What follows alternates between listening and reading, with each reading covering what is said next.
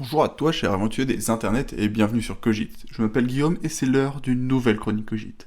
Alors cette semaine, je me balade tranquillement sur YouTube quand je suis tombé sur une vidéo de Fabien Olicard. Et d'après son site internet, il se définit ainsi: curieux de tout, Fabien a toujours aimé comprendre les choses, les idées et les gens. Comme je suis curieux de tout et que j'aime bien comprendre plein de choses, je me suis dit que même si je ne m'appelais pas Fabien, on se ressemblait quand même un peu, que ça pouvait être super intéressant. Eh bien, tu n'y croiras peut-être pas, mais c'était vraiment intéressant, et je suis tombé en particulier sur sa série de vidéos Je vous débloque une compétence dans le cerveau. Alors, a priori, pas de nouvelle compétence dans mon cerveau, mais une nouvelle idée.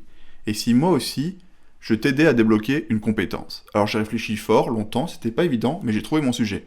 J'ai décidé de t'apprendre en une chronique de moins de 5 minutes comment devenir un génie qui va changer le monde. Un peu trop ambitieux, peut-être, surtout en sachant que ça doit bien faire 1 ou 2 minutes que je parle sans rien t'avoir appris. D'ailleurs, profitons de cette digression pour s'abonner, liker, mettre la cloche, commenter et partager bien évidemment. Bref, revenons à notre sujet principal qui est de savoir comment devenir un génie qui va changer le monde. Alors j'ai fait des recherches approfondies sur les grands inventeurs de l'histoire du monde pour comprendre comment ils sont devenus ce qu'ils ont été. Et j'ai trouvé une première réponse. Visiblement, il suffit de beaucoup apprendre et de beaucoup travailler. De préférence sans se poser des questions du type: et mon équipe de vie pro et de vie perso, comment je fais, j'ai des choses à faire, j'ai une famille. Alors évidemment pas de vie privée, parce que ta vie privée c'est ton travail, puisque ton travail c'est ta passion, et que c'est avec cette passion que tu vas changer le monde. Bravo, tu peux devenir un génie. Bon, alors je sens que tu es déçu, et moi aussi quand j'ai trouvé cette réponse j'étais un peu déçu, parce que la vie c'est quand même bien mieux quand c'est facile. Alors j'ai décidé de chercher, et j'ai trouvé un autre élément pour qu'il soit plus facile de devenir un génie qui va changer la destinée du monde. Cette stratégie, c'est celle que j'ai appelée la stratégie de la pomme. Et son nom développé, c'est la stratégie de la pomme, de la baignoire et de la tarte. Mais alors, qu'est-ce que c'est une stratégie de développement personnel qui se base sur la vie de 3 des plus grands inventeurs de l'histoire et de leur lien aux pommes. Le premier inventeur, c'est Newton, qui recevant une pomme sur la tête alors qu'il flémardait sous son arbre, aura l'inspiration de théoriser la loi de la gravitation universelle. Le second, c'est Archimède, qui pour se détendre, trempait sa pomme dans une baignoire et qui théorisa la poussée d'Archimède.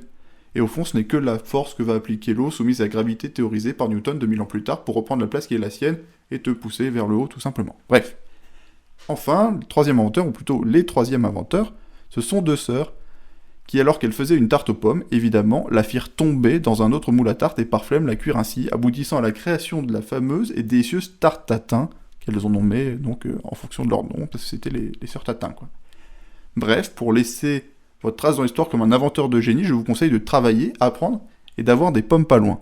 À moins qu'il ne faille compter sur la sérendipité, ce hasard heureux qui permet aux chercheurs volontaires ou non de reconnaître la valeur de la découverte inattendue et tellement plus intéressante que l'objet premier de leur travail. Bref, je pense que vous savez tout, alors surtout n'hésite pas à partager cette chronique à tous tes amis qui ont la flemme mais veulent devenir des génies et marquer le monde à leur image. Partage aussi en commentaire les découvertes que tu as fait par hasard et qui peut être le malandrin qui a osé trouver ça avant toi s'il existe.